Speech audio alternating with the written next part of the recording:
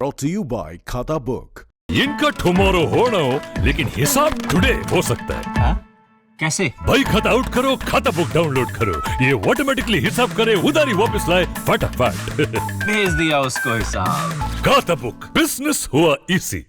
शर्म से डूब मरने वाली बात है।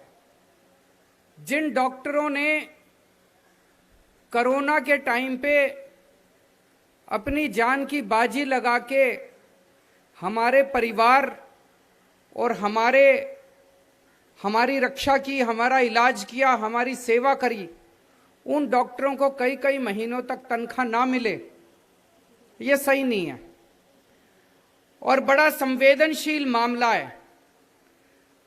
एक तो यह कि इस मुद्दे पे बिल्कुल राजनीति नहीं होनी चाहिए, किसी को कोई राजनीति इस मुद्दे पे नहीं करनी चाहिए। सबका प्रयास ये होना चाहिए कि उनको उनकी तनख्वाह कैसे दिलवाई जाए। इस पूरे मामले को मैंने समझने की कोशिश करी। एक तो ये पिछले कई सालों से हम देख रहे हैं कि नगर निगम में बार बार तनख्वाह देने के लाले पड़ जाते हैं। तनख्वाह, कभी सफाई कर्मचारियों की तनख्वाह नहीं मिली, कभी टीचरों की तनख्वाह नहीं मिली, कभी डॉक्टरों की तनख्वाह नहीं मिली। तो नगर निगम के अंदर ऐसे पैसे की इतनी कमी क्यों हो रही है, यह सोचने वाली बात है। इतनी पैसे की कमी क्यों हो रही है? कुछ लोग कह रहे हैं कि दिल्ली सरकार ने पैसा नहीं दिया। मैंने सारा पता किया, वित्त मंत्री यहीं बैठे हैं, फाइनेंस मिनिस्टर यहीं बैठे हैं, मैंने सारे अधिकारियों से पूछा, एक एक पैसा जितना बनता था, संविधान के अंदर, कानून के अंदर साफ साफ लिखा है, भाई टैक्स तो आप लोग देते हो, आपका पैसा है, मेरा पैसा तो है नहीं, मनीष जी का पैसा तो है नहीं। संविधान में लिखा है भाई इतने पैसे आएंगे, ऐसे ऐसे बटेंगे। जितना पैसा संविधान में लिखा है उससे 10 रुपए फालतू दिया है अभी तक हमने। 2013 में, 2014 में, हमारी सरकार तो 2015 में आई थी, 2013 में कांग्रेस की सरकार थी, 2014 में राष्ट्रपति शासन था, बीजेपी की सरकार थी।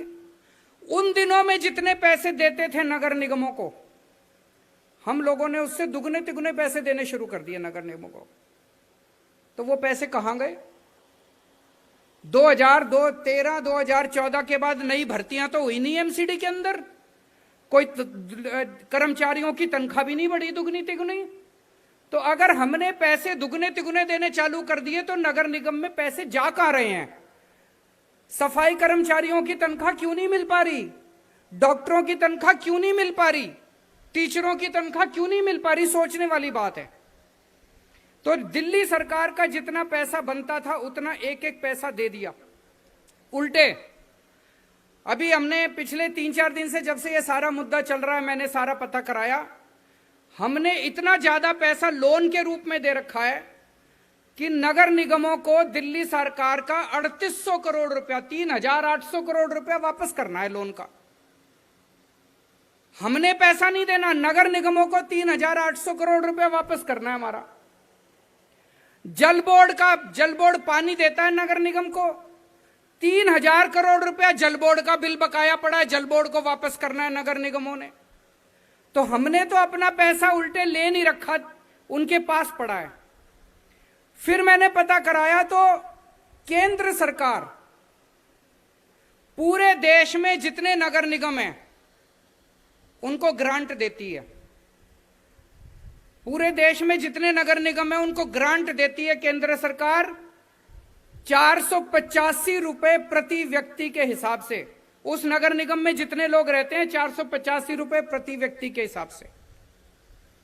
पूरे देश में सारे नगर निगमों को केंद्र सरकार ग्रांट दे रही है। पिछले कुछ सालों से दिल्ली के तीनों नगर निगमों को ग्रांट नहीं मिल रही केंद्र सरकार से। पूरे देश में सारे नगर निगमों को ग्रांट मिलती है, दिल्ली को छोड़ के। दिल्ली में 2.25 करोड़ जनसंख्या है, 485 रुपए प्रति व्यक्ति के हिसाब से लगभग 1100-1200 करोड़ रुपए प्रति वर्ष बनते हैं। 10 साल के बन गए 12,000 करोड़ रुपए। 12,000 करोड़ रुपए केंद्र सरकार ने देने हैं नगर निगम के। केंद्र सरकार को देने चाहिए। अगर केंद्र सरकार पैसे नहीं देगी तो नगर निगम कैसे चलेंगे? पूरे देश के अंदर नगर निगमों को पैसा देती है केंद्र सरकार, दिल्ली नगर निगम को नहीं देती। ये तो गलत बात है।